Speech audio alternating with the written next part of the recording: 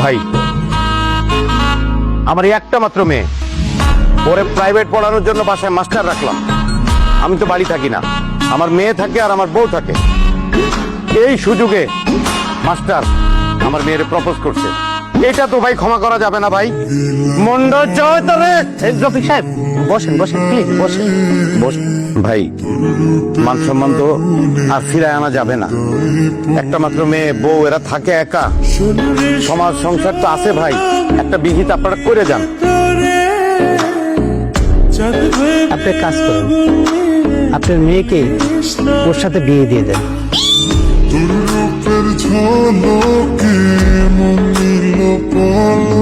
একটা কথা বলি, আমি মানে আমি একটা চিঠি দিচ্ছি। চিঠিটা তো একটা পুরো পৃষ্ঠা ছিল, অর্ধেকটা আপনাদের হাতে আর অর্ধেকটাতে আমার। স্যার, আপনি কি আমার উপর এখন রেগে আছেন? রেগে থাকাটা কি অস্বাভাবিক? না স্যার, কিন্তু আমি তো এখন আপনার ছাত্রী নেই, আমি তো আপনার বউ। তো অপ্রয়োজনীয় কথা কেন বলো তুমি? প্রয়োজনীয় কথা যদি না থাকে আমার সাথে কথা বলো, বোঝা গেছে?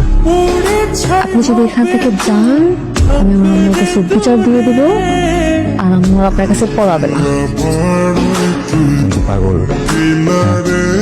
তোমার আম্মুর বাসা ভুলে গেছো? আমি তোমাকে বিয়ে করে আমার বাসায় নিয়ে এসেছি, তুমি আমার বউ। তোমার আম্মু পড়তে দিবে না, এটা কি বলো তুমি? আমি তো আপনার বউ। আচ্ছা, আমি বউ হিসেবে আপনাকে একটা রিকোয়েস্ট করি, আগে বলেন আপনি এটা রাখবেন। আপনি আর ছাত্রী পড়াতে পারবেন না। মানে কি? মানে আপনার ছাত্রী পড়ানো নিষেধ। তুমি মিয়া নিজের ছাত্রী বিয়ে করে তো ইজ্জত মহিলা দিলাম। ঘরে কি ডাকে? ওগো স্যার, স্যার স্যার আসবে না। যাই হোক, তোমার রেপুটেশন তো খুব একটা সুবিধা না। রেপুটেশন দিয়ে কিছু যায়ও আসে না, লাগে 5 টাকা।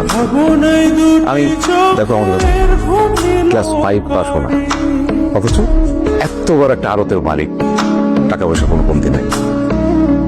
ইউটিউব দেখে তো একটা ইংরেজিও শিখতেছি।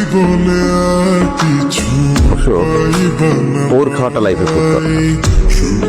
তোমার জীবনের পোর খাওয়াটা আছে, অনেক উন্নতি করবো, অনেক উন্নতি। যাই হোক, আমার ছেলেকে তোমার হাতে দিলাম।